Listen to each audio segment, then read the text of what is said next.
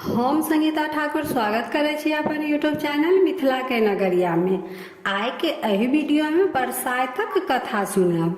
कथा सुनने से पहले चैनल के सब्सक्राइब जरूर कर लेब। इस चैनल पर मिथिलांचल से जुड़ल हर पाबनि तिहार के जानकारी, धार्मिक कथा आ पूजा पाठ से जुड़ल उपाय भेटत। तो चलू आप कथा सुनू। प्राचीन काल में एक गांव में एकटा ब्राह्मण निवास करे छलथि। हुनकर पत्नी सब दिन भानस करऽ काल में मार पसा कऽ चूल्ही लग एकटा बीहर रहे ओहि में धऽ देथिन। ओहि बीहर में एकटा नाग नागिन निवास करे छलथि।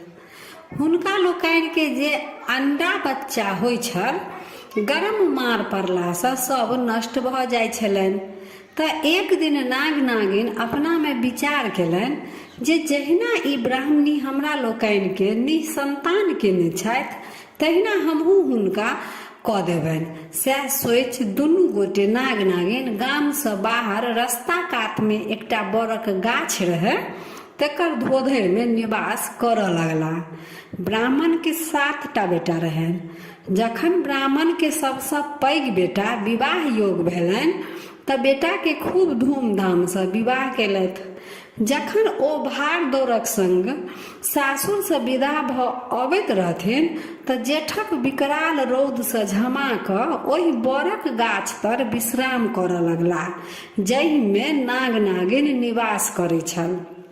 किछ समय गाछक शीतल हवा लगला से ब्राह्मण के बेटा अलसा गेलथि। नागिन सब देख रहल छल। ओ ब्राह्मण के बेटा के आबि कऽ डैस लेलखिन। हुनकर मृत्यु भऽ गेलनि। ब्राह्मण आ ब्राह्मणी दुनू गोटे कान खींच कऽ रहि गेलथि। फेर किछु दिन बाद दोसर बेटा के विवाह केलथि। हुनको संग वएह भेलनि। विवाह के बाद नाग नागिन डैस लेलखिन। हुनको मृत्यु भऽ गेलनि। अहिना कऽ कऽ ब्राह्मण के 6 पुत्र के विवाह भेलनि आ विवाह के बाद नाग डैस लै छलखिन। 6 बालक के मृत्यु भऽ गेलनि। आब सबसँ छोट बेटा रहि गेलनि। ब्राह्मण आ ब्राह्मणी सोचलथि जे सब बेटा के विवाह केला के बाद मृत्यु भऽ जाइए तऽ आब हिनकर हम विवाह नहि करब। सएह सोचि कऽ ब्राह्मण ब्राह्मणी के दिन कटऽ लगलनि। समय अपन गति से आगू बढ़ैत गेल। एक दिन ब्राह्मण के छोट बेटा कतौ से आबि रहल छल। ओ एक हाथ में जूता आ कान्हा पर छत्ता लटकेने चलि अबैत छलाह। दूर से एकटा बड़क गाछ देख कऽ ओहि दिस विदा भेला। गाछक समीप जहन पहुँचला तऽ एकटा छोट छिन नदी बहै छलै। नदी में प्रवेश करऽ समय ओ हाथक जूता पैर में पहिर लेलनि आ नदी से बाहर भेला तऽ जूता खोलि कऽ हाथ में राखि लेलथि। जहन बड़ गाछ लग पहुँचला तऽ कन्हा परहक जे मोड़ल छत्ता रहनि तेकरा तानि लेलनि आ माथ पर राखि लेलनि। वएह नदी में सखी सब स्नान करे छली। ब्राह्मण बेटा के ई दुनू बात देख कऽ सखी सब खूब हंसऽ लगलथि। वएह हेर में एकटा धोबिन के बेटी रहथिन। ओ परम विदुषी रहथिन। ओ आगा पीछा सब जानथिन। तऽ सब सखी के कहै छथिन, बेकार तो सब हंसै छ, ई बालक महापंडित लगै अछि। सुखायल में जहन ओ चलै छलथि तऽ रास्ता देख कऽ चलै छलथि। तखन हिनका जूताक आवश्यकता नहि बुझेलनि, लेकिन नदी में तऽ ई देख नहि सकै छथि, ताहिसँ ओ जूता पहिर लेलथि। तहिना बाहर में जहन ओ चलै छलथि तऽ छत्ता तानक आवश्यकता बुझेलनि, परंतु गाछ तर जखन ओ बैसलथि तऽ छत्ता तानि लेलथि जे गाछ परहक कोनो चील कौआ चटक नहि कऽ दिया आ कोनो साँप बिच्छू देह पर खसि नहि पड़ै। तैं ओ छत्ता तानि लेलथि। तऽ एहिमे हंसै के कोन बात अछि? गाछ परहक कोनो चील कौआ चटक नहि कऽ दिया आ कोनो साँप बिच्छू देह पर खसि नहि पड़ै, तें ओ छत्ता तानि लेलथि। तऽ एहिमे हंसै के कोन बात अछि? ब्राह्मण के बेटा सब सखी के बात सुनैत रहथिन। ओ धोबिन बेटी के ई बात से बड़ प्रभावित भेलथि। ओ बुझि गेलथि जे ई परम विदुषी अछि।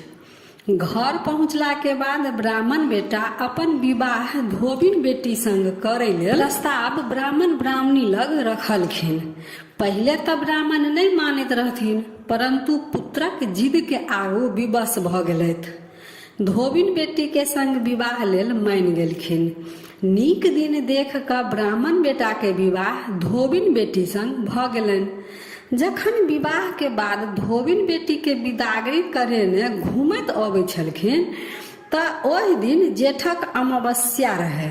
ओहि गामक स्त्रीगण ओहि गाछ तर आबि जल ढारै छलै, जेहि गाछ तर ब्राह्मणक 6 बालक प्राण ओ नाग नागिन नेने रहनि। धोबिनक बेटी सेहो जहन ओहि गाछक समीप आयल तऽ सोचलक जे एहिठाम सँ पूजा केनही जाय। धोबिन बेटी जहन अपन नैहर सँ विदा भेल रहथिन तऽ विषहारा पूजा लेल धानक लावा, दूध, बर गाछक पूजा लेल सामान के जे आवश्यकता रहनि ओ सब लऽ कऽ विदा भेल रहथिन। ओ तऽ आगा पीछा सब जानैत रहथिन। ओहो जहन ओहि गाछ लग पूजा लेल बैसल कि नाग ब्राह्मण बेटा के डसऽ लेल पहुँच गेल। धोबिनक बेटी, जिनकर नाम सोमा रहनि, ओ नाग के देखते मुट्ठी सँ पकड़ि ढाकन तर झाँपि देलक आ ढाकन के जांघ तर में दाबि लेलनि।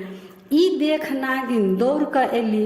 सोमा लग आबि कऽ कहै छथिन जे हमर बर दिअ। ताहि पर सोमा कहलखिन हमर मर दिअ। नागिन नहीं मानलखिन तऽ सोमा धोबिन कहलखिन ठीक अछि, नहीं देब तऽ जाओ, हमहूँ नाग के नहीं छोड़ब। आब नागिन विवश भ 6 मर हुनका घुमा देलखिन। ब्राह्मण के 6 पुत्र राम राम क उठल। तहन सोमा धोबिन नाग के अपन जांघ तर सँ मुक्त क देलखिन। तहन नाग नागिन अपन स्थान पर गेल आ ब्राह्मण के 100 पुत्र सेहो अपन घर पहुँचल। धोबिनक बेटी अपन चतुरता सँ 6 दियादनीक सोहाग घुमा आनलखिन आ ब्राह्मण के उजरल घर बसौलक।